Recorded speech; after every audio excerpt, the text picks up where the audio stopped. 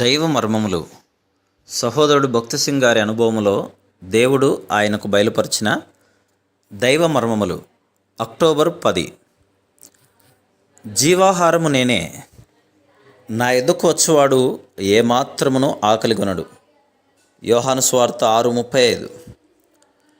Hebrew పత్రిక 7వ అధ్యాయం మొదటి 3 వచనాలలో మనం చూస్తున్న రీతిగా మెల్కీసెదెకు మహోన్నతుడగు దేవుని యాజకుడు.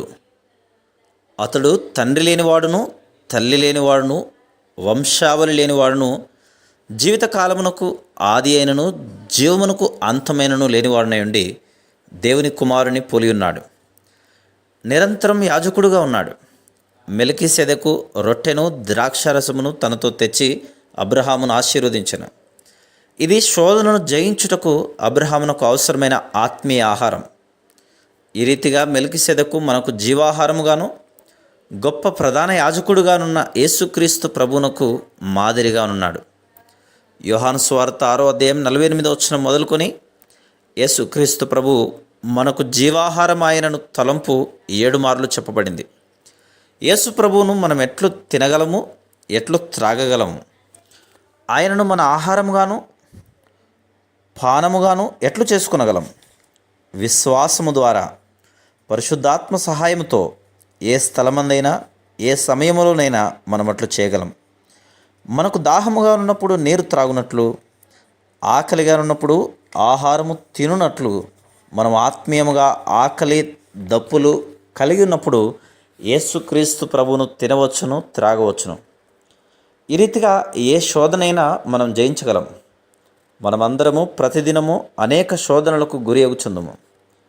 యేసుక్రీస్తు ప్రభువును మన అనుదిన ఆహారము పానీయముగా చేసుకున్నట ద్వారా దేవుడు మన విజయం కొరకై ప్రేమగల ఏర్పాటును చేసెను. అబ్రహాము దూర ప్రయాణం చేసి చివరకు శత్రువును కలుసుకొని పోరాడినందున అలసి వేసారి ఉండెను. అతని చెప్పులు అరిగిపోయాను.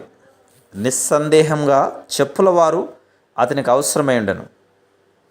సొదొమరాజు పూర్ణ కృతజ్ఞతతో వచ్చి అబ్రహాము విడిపించిన ఆస్తినంతటినీ అతనికే సమర్పించెను. మనుషులను నాకిచ్చి ఆస్తిని నీవే తీసుకునుము అని పలికెను. ఎట్టి శోధన!